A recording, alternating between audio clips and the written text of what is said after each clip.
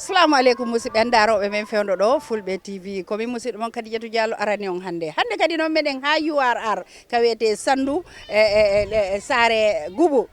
sukaɓe ɓe anduɗa gonga ɓe association wiyete ɗo Sare Gubu Students Association hikka woni duuɓi sappo ɓe waɗa o programme hande noon Fulbe TV no ari tawte hen kala ko feƴƴata ɗo min yaltina ɗon jokke men tan mi yetta caméraman an o mbiɗa yetta noon Samba Gueladio Mbaalo ha France mo anduɗa kanko tambiti o programme humpitagol jokke men tan on ande ko feƴƴata ɗo inchallah meɗen Sare Gubu Students Association no wadde ɗo programme jano mo andeɗa duuɓi sappo hikka ɓe kamɓe wonɓe ka dowri ka Sare toɗen ka Banjul wonɓe leyɗe fof fottay ɗo ara waɗa programme yewtida yimɓe mabɓe ɓen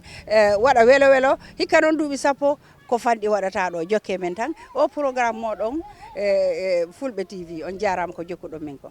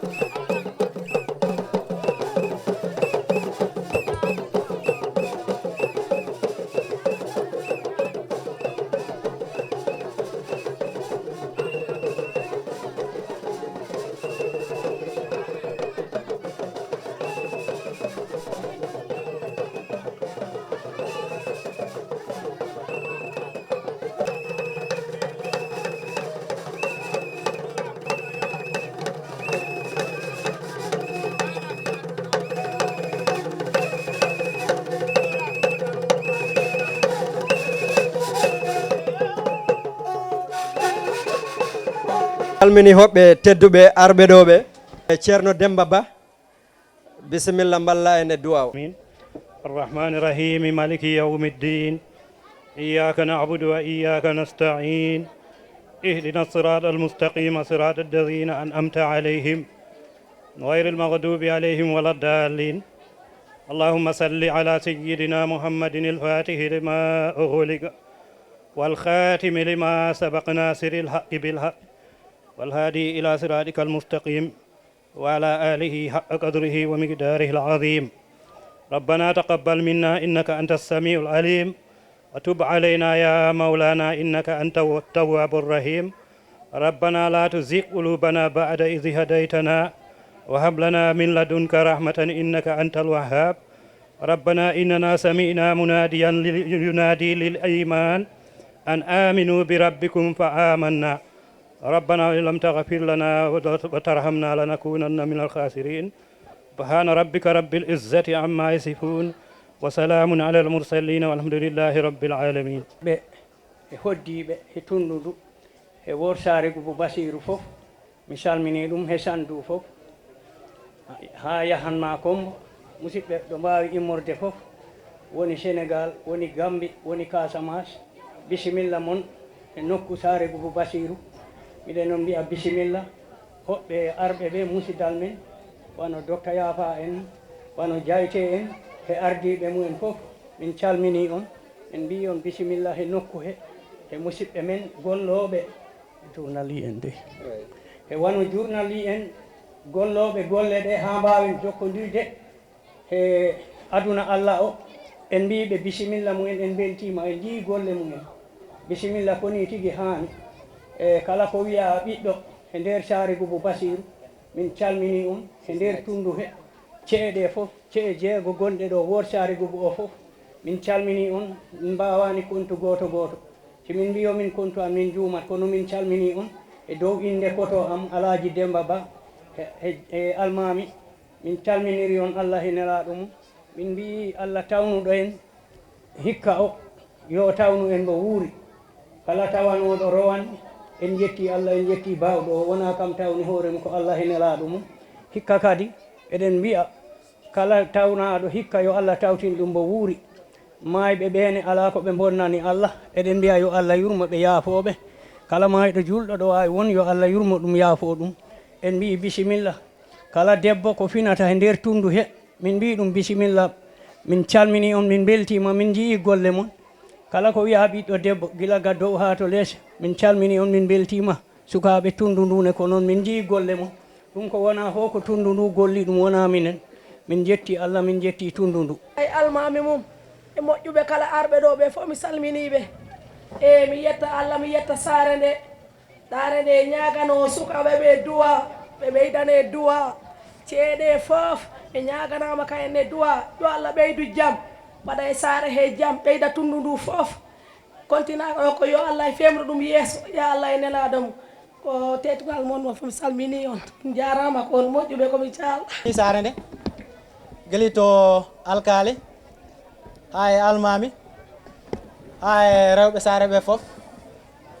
ha e hoɓɓe ko hawriti ɗo fof en jiye jonde he professeur Sidat Yafa Dean School of Agriculture University of the Gambia Basirou Ba ko legal officer National Human Rights Commission e jonde hen en jiiɗo Oumar Ba Mr Oumar Ba onne ko member of parliament National Youth Parliament en jiiɗo Honorable Ibrahima Diaité ko kam woni député Sandu kam jooɗani en to suudu député ji tundu Sandu en jiiɗo docteur Mamadou Diallo ko gollo Central Bank si wiyama Central Bank ko on woni banque leydi Gambia ndi fof ko ɗon woni banque mawɗe ɗe hay jarga en jiiɗo Fulbe Africa en jiiɗo Oumar Ba e ardiɓe muɗum en jiiɗo Sare Demba Youth Association en jiiɗo Sare Jamo Mbaalo en jiiɗo Sare Ngayi en jiiɗo Diagubu naaɓe Misira Ñankoy Kuraw Toɓe Cinde Demba Drame hay ce taariɗen ɗo fof e sandu en jiiɗo yimɓe ɓe no fotrini ɓe ngari ko wowɓe ar kono ɓe ŋooɗani gargol Sare Gubu Student Association noddi ɓe fof ɓe ƴefta koyɗe mumen ɓe nanna en jawɗele mumen ɓe ngara ɓe njooɗo ɓe gaddora kadi ɓe mbiya Sare Gubu Student Association mbalitore ɗum ɗo wona ko moɗon onon tan ko enen ndendi ɗum ƴefte ɗum ɗo mbalitoron wona doole mumen tan ƴeftude teppe mumen ɓe ngara ɗo ɗum noon heɗen ɓe jarna hawrigol men ɗo han yoni duuɓi 10 hitan fof hitan en garat oɗo waktu si yoni kawriten ɗo jewtiden mo kala heɓa ko haalani dental ngal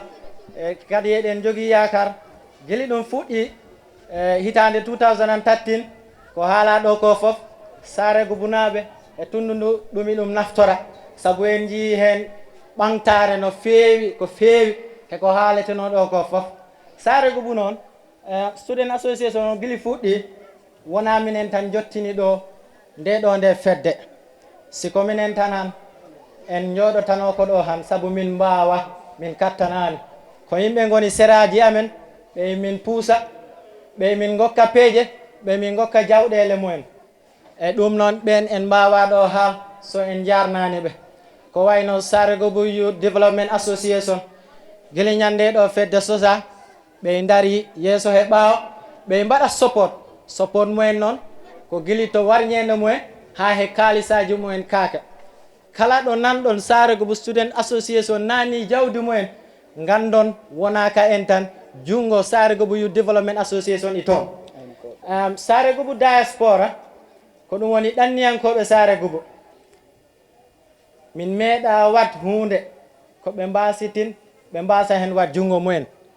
kala ko gandiranto min mbaɗi si min coodi oɗo bana walla goɗɗum he goɗɗum gandon mbuɗu mumen i toon ko waɗoɓe support ɓe nodda ɓe gokkira peeje ɓe mbaɗa hen kaalisaji mumen ɗum noon en calmini Alhaji Yaya he yimɓe muɗum fof eɗen teski jonde mumen he darde mumen he fedde meɗen heen to sengo kaalis en gandi ala fedde wawde yaade he ɓaawo jiifa eɗen keeɓi noon yimɓe dantan ɓe ganduɗa hitan fof hitan min jaaha min jooɗoda ɓe mbiyaɓe miɗen jogui programme mo min mbaɗi kono Allah yandi min ngala jawdi komin mbaɗiri programme o peeje noon wayita miɗen jogui kono noon min ngala kaalis ko wawi yawtino programme simin noddiɓe min kulle yaagol to office aji mumen Allah e andi ko waɓɓe busy waktu fof waktu office aji mumen yimɓe natta e jalta ko wayno professeur Sidat Yafa min noddi ɗum fof bo ƴeftan min kol professeur Sidat Yafa ko neɗɗo mo gandiranta mbo heewi haajuji mbo heewi ɓe mbo gollitta kono Sare Gubu Student Association noddi ɗum fof mbo okkata min hay yontere ko juuti mboya min ngare office am ko office moɗon ɗum noon professeur Sidat Yafa min jarnima min tini ballal maɗa gili min puɗɗi wona han puɗɗuɗa ar oɗo programme gili min min puɗɗi aɗa min waɗa support a holli min ko a jibinande sandu a holli min aɗa wawi tawtorede kala fedde nde gandiranta winde ko développement nde darani taw minen gandi wona sandu tan ballata hay leydi Gambia aɗa walla ɗum noon min jiya ballal ma min jarnima e dow ɗum e dow pelleje en hono Sare Gubu honite Sare Demba Toro Youth Development Association gili min puɗɗi miɗen heeɓe puɗɗode min mbatta programme fof min mbaɗat ɓe invite te ɓe meeɗa ɗo nuldu kalis tan koɓe gara ɓe jooɗo ɓe tawtore programme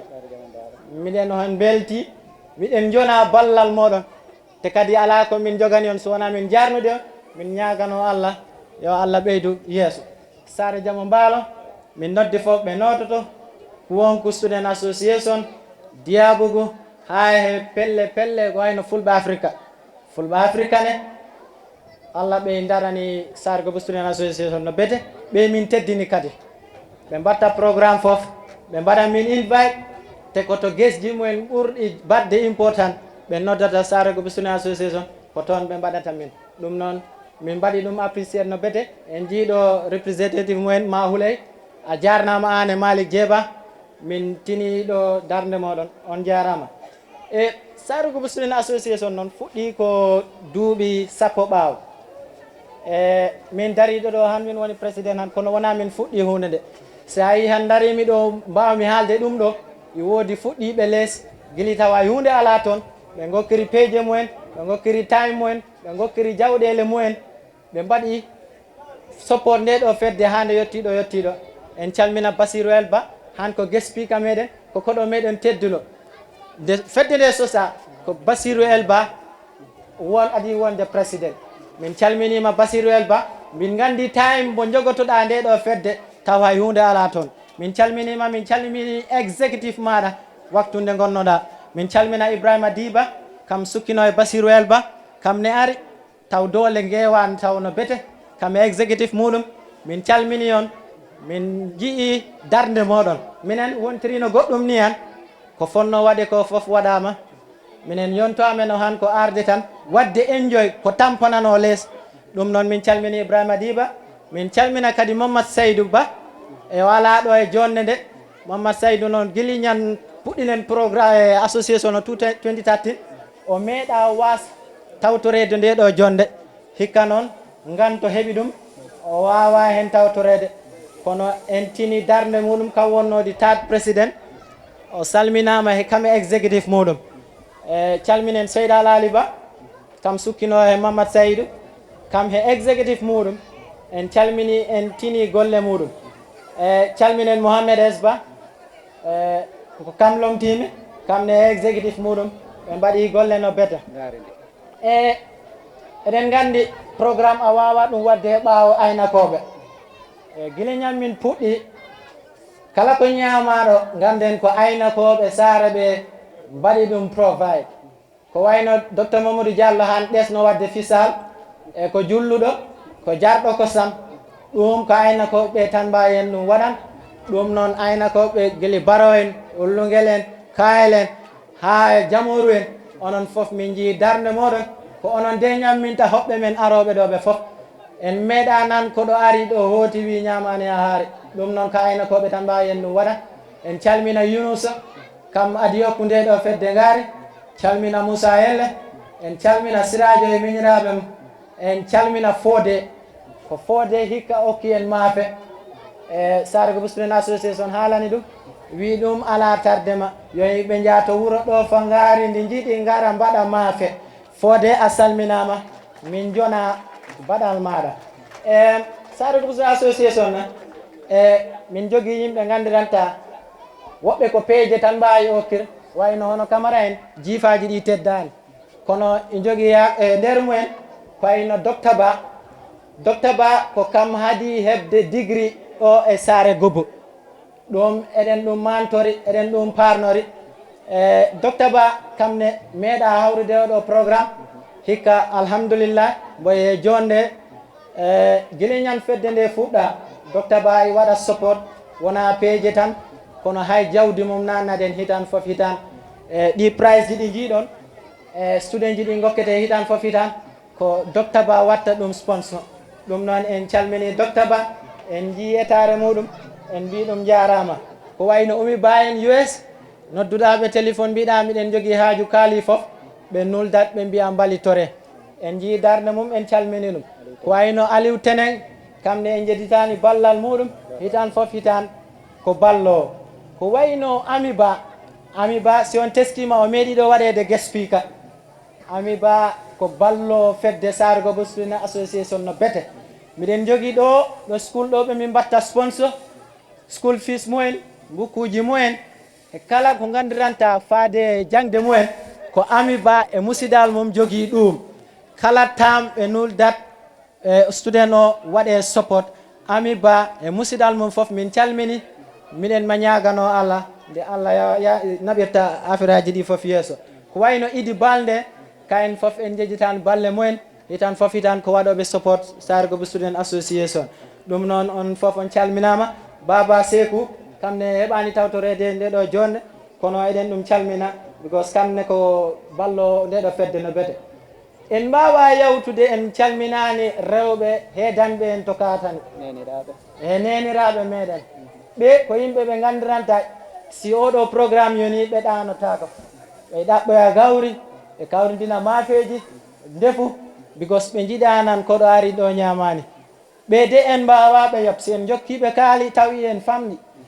si en gokkiɓe certificat tadi en famɗi kono en mbawi wiide ɓe jarama kadi ñaganoɗen ɓe Allah way kam ko kam woni bawɗo yoɓo te kam si yoɓima a weltoto a yonete ɗum no en ñaguima Allah nde Allah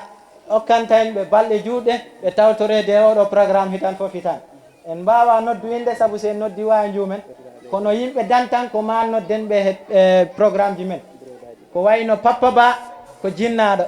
kono sin oɗo programme yoni e itta jinnaɗo yagal ngal weddo to waɗa hoore muɗum no cukalel ni daro hen daro darde cukalel darde mawɗo e fof hoguidiram miñiraɓe mum e ɓiɓɓe mum e taniraɓe muɗum ha mbawen yiide oɗo programme yawtere jam ko wayno bro Sadio en e karamoyel ko kewɗo noon jilla o kono si oɗo programme yoni ala ko woƴi ɗum si wonano hoɓɓe ñamiri eno programme o yawtiri ka en fof darde mumen yiyama e ko wayno goli en fof en calminiɓe eɗen tini balle mumen kala mo en calminani yo yaafanon yo andu haajo eɗen tini darde muɗum eɗen jetta jomon eɗen calmina way jonde nde en jaawi en jooɗaki en kaɗat ɗo ton kadi mi salmina my current executive min tan miɗo wawi wiide mi tinani tampere hikka ko VP Tidiane e gollidiɓe amen fof dari jemma e ñalawma ko yewɓe school woɓɓe ko golloɓe kono ɓe mbaɗi sacrifice time ɓe gokki ɗum ɓe mbaɗi ɗum dédiqué Sare Gubu Student Association ha wawde yiide oɗo programme yettoɗo ɗum noon he media o guili no GRTS guili puɗɗiɗe ni tan fof tan ɓe ngalat ɗo en calminiɓe Fulbe TV QTV Souleymane Wane Foroya newspaper fof en calmini on jarama min beltima on mbaɗi min support duuɓi sappo ɓaawo ko on baroɗe yo Allah tawnu en ko arata on jarama. Assalamu aleykum Sare Gubunaɓe e tundu Sare Gubunaɓe mooy he arɓe rewɓe he worɓe sukaɓe he mawɓe on calminama no feewi no wona seeɗa en jetti Allah no feewi darade he yeeso moɗon yewtande on kulle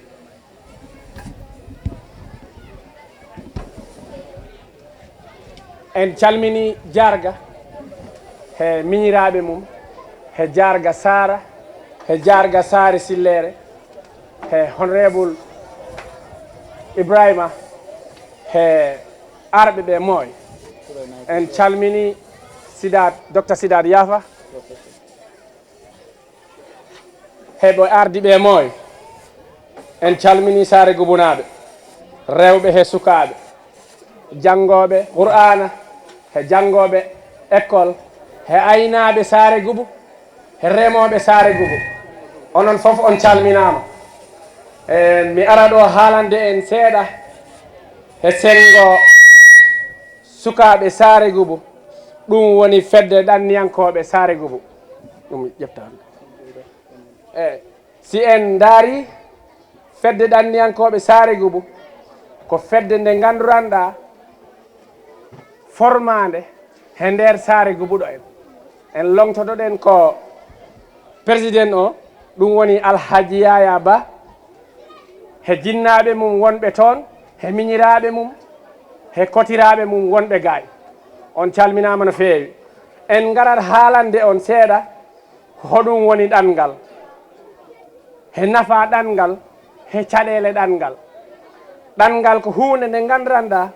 ko hunde sattude hunde nde ganduranɗa hunde nde welani kono hono ɗum haɓorte ko muñal he golle he peeje ɗen peeje noon hono wawtaɗe gollu ko gandal enen ɗanniyankoɓe Sare Gubu si en daari han to sengo ɗanngal heɗen hen ɓanti no feewi no wona seeɗa eyyi kono heɗen hen keeɓi caɗele mawɗe ɗe ganduranɗa ko wayde gandal nden noon ɓurten ɗo haalde o waktu wona ɓantare nde wayri heɗen gite ɗe jiiya ko woni ko kono kalten ko sengo nafa jangde he ɗanngal sukaɓe Sare Gubu mi wi'ani woti en ɗanno kontinen ɗanngal men ɗanngal meɗen wona ɗanngal yaha ɗaɓɓoya kaali tan wona ɗanngal ko yaha janngoya yaha ɗaɓɓa huunde yaha heɓa huunde heɓa ɗum arta heɓa no hoddiri he jamanu o ɗum fof itawa he ɗanngal si en ngari to sengo ɗanngal ko ɗanngal waawi ko kam tan waawi ɗum wadde kono ko waawi bonnukone ko kam tan waawi ɗum bonnude njehenen he seeɗa he nafa ɗanngal si en dartindima no weeyo men ngo sansori ni heno koɗane men ɗe cansori ni en jettat Allah no feewi jetten ɗanngal ngal wona ngal noon woni doygal ɗum ko ndemu men he ngaynaka men heɗen ɗum jetti Allah no feewi ɗanngal i moƴƴi ha hono mum ala sansan gurdam ma sansan paamal ma si tawi woni an neɗɗo on ko a paamawa si a famata han noon majjinma yolma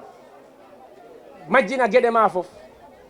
ɗum noon en garat fuɗɗanade en seeɗa he nafa jangde he ɗanngal ɓawi haala ka hewtano bete onon Sare Gubunaɓe hoɗon ñaaga Allah ceeyodiren to jangde woti en ceeyodir to ɗanngal titinne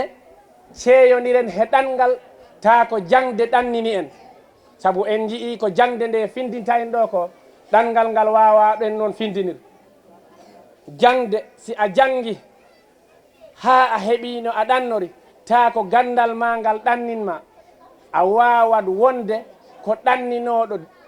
ta an ko a cukalel walla ta a siwa heɓede mbawa ɗum wonde ko mo wonani nden noon Sare Gubunaɓe heko taari en mooy duttoɗen he jangde he on tuman ɗannoɗen si en ɗannodi he jangde meɗen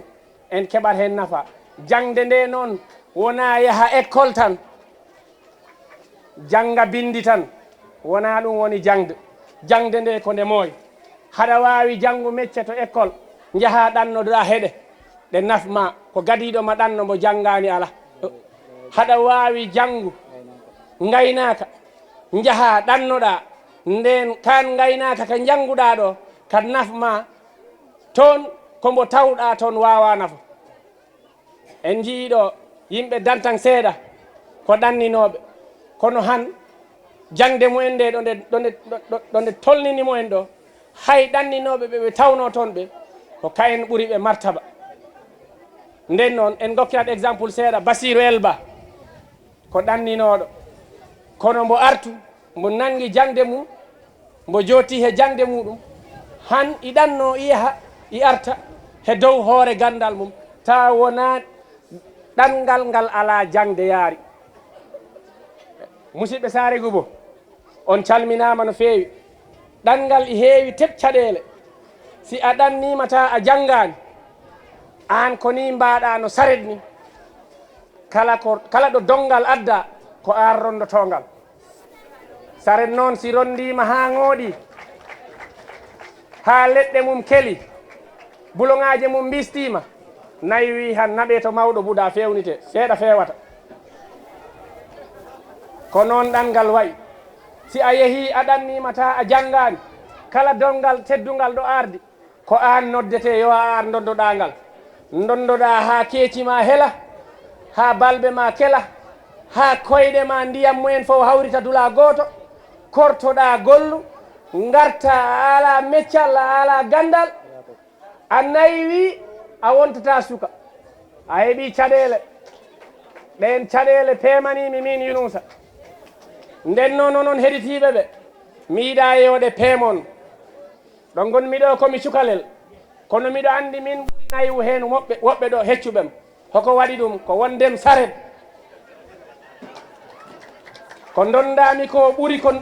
ɓuri duuɓi am ɓuri ɓandu am onon heɗitiɓe ɗo ɓe mbakkiloɗon jangon ko jangde ɓantata leñol ko jangde ɓantata neɗɗo ko jangde ɓantata tundu si on jangi han en ɓantoto ta heɗen ɓantori cenɗe fof ɗanni natɓe ɓe garat ɓe ɗaɓita en ɓe naɓa en ɗannoɗen gollo en toon heɗen garta heɗen ɗo wano en ɗannakini yeru hen seeɗa docta tijjan ko ɗanniyanke ko jangde ɗannini ɗum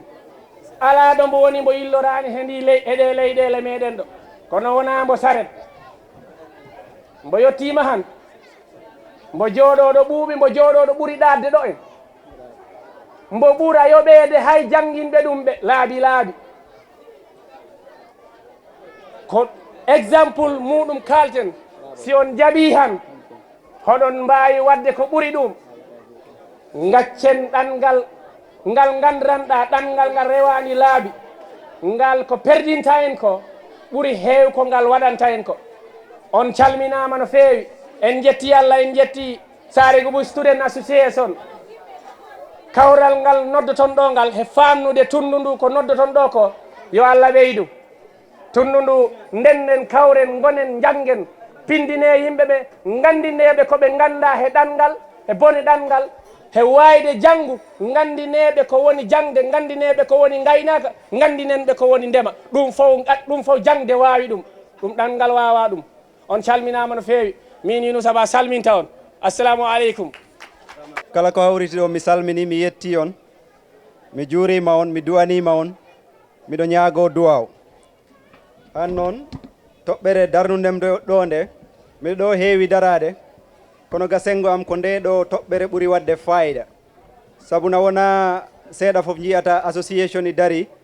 mbo golla fodde duuɓi sappo deggodirɗi saka noon arti ha association ji dowri ɗi kono en jetti Allah hikka mbatten duuɓi sappo eyyi kono ɗo emi yaade to toɓɓere nde ponmi haalde haala to en calminat yimɓe hoɗɓe tedduɓe arɓe hawride ɗo e programme meɗen aɗo en calmini député leydi ndi honorable Ibrahima Diaité ɗum woni député leydi Sandugu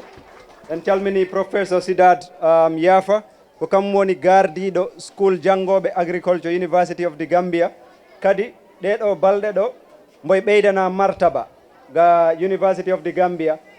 kam woni cukkiɗo e yeesojo University of the Gambia kippuɗo kulle bittugol e jangde University of the Gambia ko ɗum woni deputy vice chancellor research and also the head of the school of agriculture a salminama no feewi professeur Yafa ko neɗɗo mo gandiranta ɗi duuɓi sappo ɗi min golli ɗo fof kala hitan mboyi tawtore he jonde meɗen nde ɗum noon mbo salminama no feewi kadi si ɗum yawti en calmini koɗo meɗen Mr. Umar Ba National Youth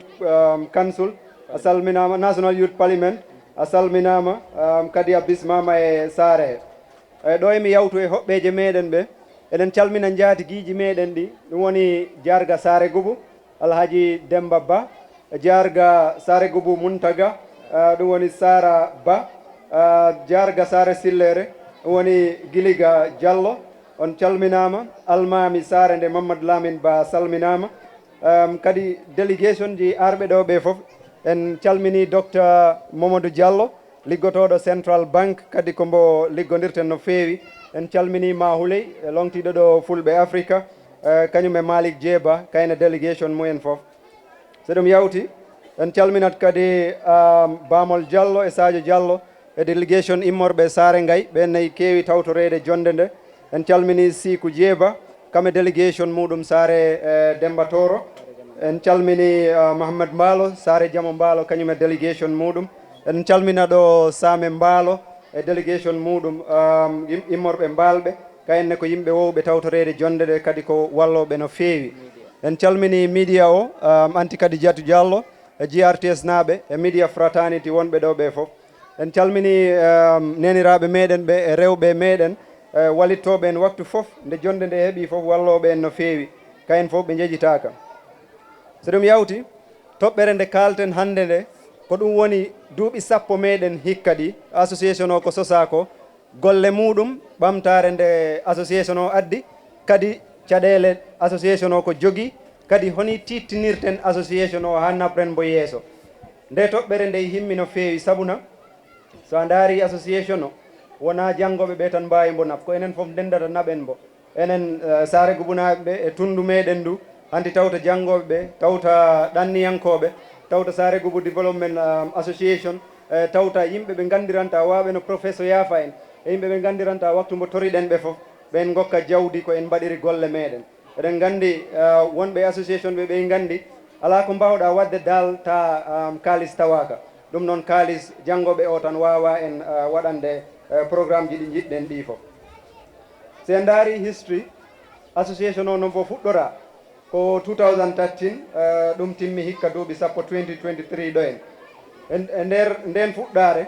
association o ko peeje ɗe lelnako min kaaɗani ɗo lelnugol peeje rek min ƴeftu association o min naɓi mbo ga laamu min bindi mbo wonde mbo i tawa he gueɗe ɗe gandiranta ɗey he leydi he kadi ɗe gollanat yimɓe leydi ɓe ɓe mballa yimɓe ɓe ɓamtare ɗum noon association o mboye winda galuwa mboye waɗa register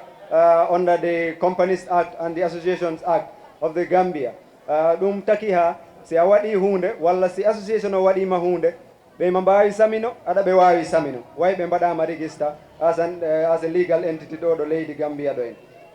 so ɗum yawti yon association o kombo fuɗɗete ko tawi caɗele ngoodi tawi janngoɓe kewani kadi ka peeje kewani jawdi heewani kono noon e dow ballal Papa Ba e jinnaɓe meɗen e janngoɓe wonɓe hen seeɗa joguinoɓe wersiji on waktu 25 lewru fof ha he ballodirgol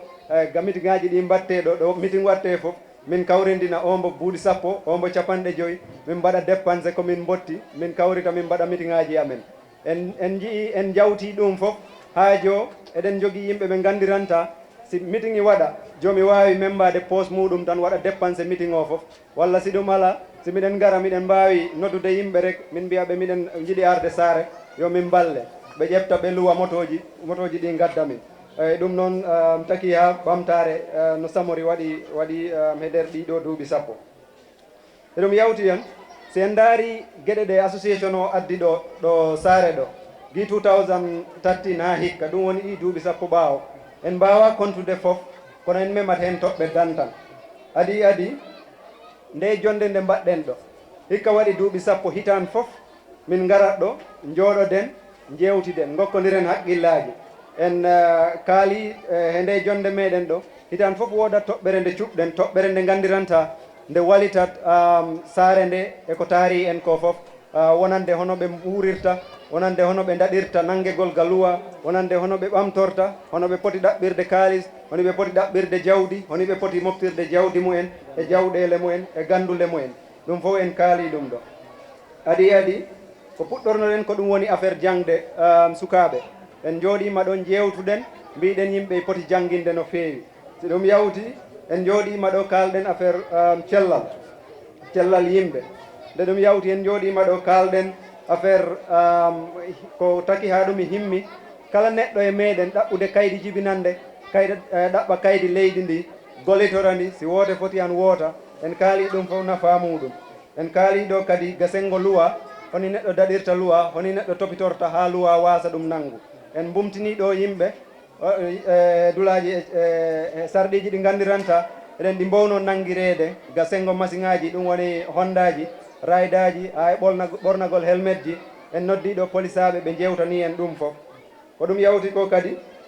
en kaali haala gaynaka en noddiɗo vétérinaire ɓe kalani en honi jogorten dabaji meɗen honi gardirten nayyi meɗen walla ko taki ha garde e himmi kala hitande si ɗum yawti hanne toɓɓere tataɓere nde e ɓamtare Sare Gubu Student Association addani janggoɓe jobdi iskulaji adi woodi e meɗen e janggoɓe meɗen he neɗɗo hen mo gandiranta han mbo university mbo jangga biology mbo waɗa bachelor degree in biology on association o etima ha heɓani mbo jobdi ndi gandiranta tubako heɓɓi jobdi ndi hitande fof mboyi ɗum yoɓana fodde guluje 36 e temedere dalasi ɗum woni hitan fof sa daari on kaalis hitan fof yaltingol ko foti noon nanna e hoore neɗɗo goto ɗum weeɓani joni noon association o etanima on neɗɗo e meɗen ha hitan fof mbo yoɓane ndin jobdi kadi okke kaalis ko walitori ko soodi mburu hande ko paasiri so ɗum yawti kadi eɗen ɗo jogui neɗɗo mo gandiranta mbo wiye Ami Ba on ne iɗo yoɓana suka debbo goto hitan fof yoɓana ɗum sodana ɗum bukkuji walita ɗum gasengo jangde so ɗum yawti yanne association o e nder ɗi duuɓi sappo kala hitande class fof janngowo ɗo school ɗo jooɗiɗen hannde ɗo kala hen class si exam waɗi yimɓe ɗiɗo heeɗɓe yeeso ɓe kala hitande association o ɓe okka hunde fii tan ɓeydude himme e nder janngoɓe he ɗum noon sa ndaari han association o ko darde molanade mbo dari si en ndaari sirange ɗe jooɗiɗen ɗo ɗe hannde sirange school ɗe association o ndarno min ngari min tawi ɗo wonde janngoɓe woɓɓe ɓe koye base ɓe jooɗoto nde ɓe mbawa janngude classe walla ɓe jooɗo e lesɗe jaɓɓe association o ndaari ɓe tawi wondemano sira e school o mboye fodde e sirange e jooɗete fi sukaɓe ɓe mbawa janngude hanti ko ni min ñaagui ballal yaade ha min kawri e compagnie biyeteɗo Holland Foundation on Holland Foundation noon mbo walliti school o e sirange camorɗe yimɓe ɓe jooɗi kulle ɓe mbawa janngude ɗomi tawa e ɓamtare nde yimɓe ɓe parnori en mbawa kontude hunde hen kala kono ɗeɗo toɓɓe tawa e ɓurɗe himmude e toɓɓe ɓamtare ɗe keɓɗen kono noon kala hunde ko jiiɗa kala noon ko dow o temboyi a tawat to less to waɗi caɗele seeɗa association o mboye jogui caɗele seeɗa ɗe gandiranta si tawi woni ɗen mbawama ñawdede association o kombo gollata hande ko mboye wawi ko gollude ko ɓuuri ɗum laabi temedere si tawi woni ɗeɗo caɗele ɗe gustidirama koko woni ɗen caɗele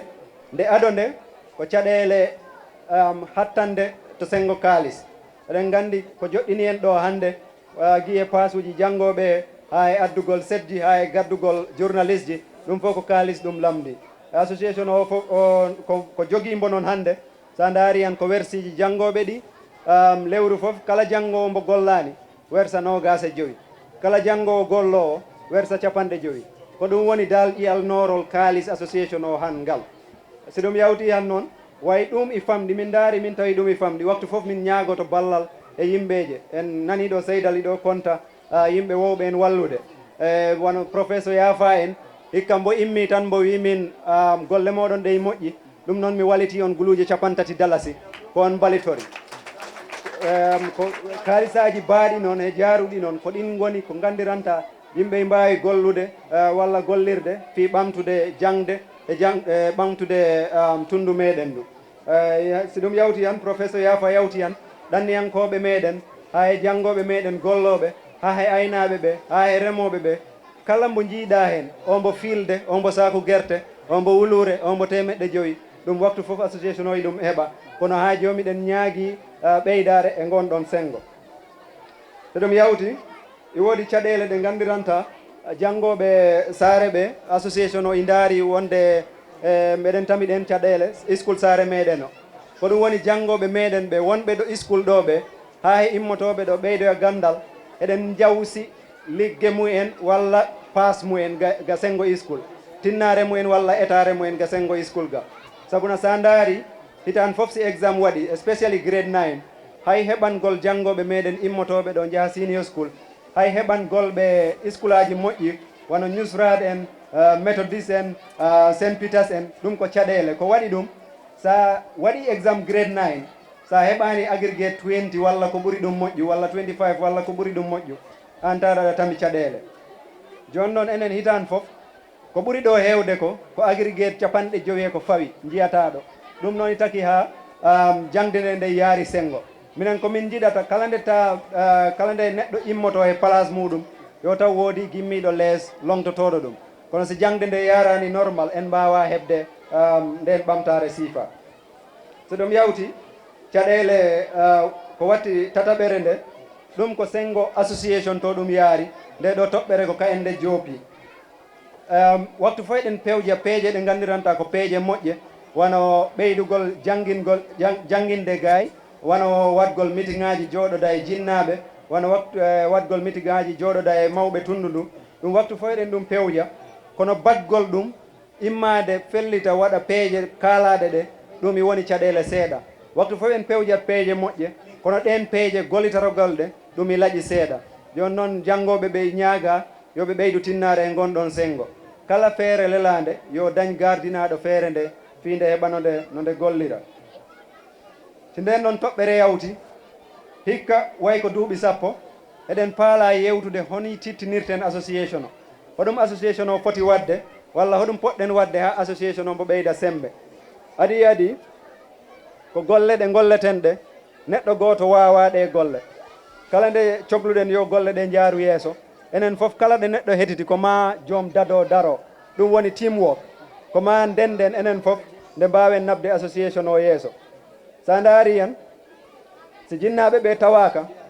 tat association o mbo ala nafa way neɗɗo ko ñaagoto si heeɓi walla si janggi koyo walit jinnaɗo mum joni noon si jinnaɓe ɓe tawaka e peeje he walla heko gollirte ko an tat association o mbo ala nafa so ɗon yawti neniraɓe meɗen ɓe waktu fof ɓe en darani ɓe en mbaɗa support bande si ɓe tawaka e golle he han association o mbo wawaya ɗum noon ɓe ñagama yoɓe ɓeydu tinnare kayenne rewɓe ɓe ko noon ɗanniyankoɓe ɓe ko noon aynaɓe ɓe ko noon si ngaari ñamama ɗo si keddam jullama ɗo kosam yarama ɗo tat ko aynaɓe ɓe mbaɗi ɗum si a yi gawri ɗo surtine lacciri surtine kodde mbaɗe ko remoɓe ɓe si remoɓe ɓe tawaka haydara ko mbawɗen gollude ɗum noon remoɓe ɓe aynaɓe ɓe ɗanniyankoɓe ɓe janggoɓe ɓe kala hen goto fof ɗo dari ñagama yo ɓeydu tinnare so ɗum yawti association o student association o miɗon ñaagui guetoɗen mbaɗen toɓɓere wootere nden toɓɓere eɗen ɗo tami yimɓe eɗen ɗo jiiya jeese wono professeur Sidat Yafa en eɗen ɗo jiiya docteur Diallo en eɗen ɗo jiiya Malik en yimɓe ɓe gandiranta ɓe golli he association ji ha ɓe ngoodi honorable haade wonde honorable golli e association nde ɗo toɓɓere Oumar Ba mbiɗa andi kam ne golli siifa ɗum noon nde ɗo toɓɓere nde wiyete ko ha mi haalande English fi nafa enen fof let us develop a strategic plan for the Sare Gubu Student Association ɗum firti ko lelnen feere mbaɗen nde kaytol nde wona e bindol geɓɓen ɗi duuɓi jowi garaɗɗi ɗo misal gi nde hitande parnde ɗo nattu 2024 ha 2029 lelnen feere mbaɗen nde kaytol binden nde ɗo feere ko kaari e kaari e kaari gollata nde kayen gardoto golle ɗe mbaɗen hen kadi kala feere lelnande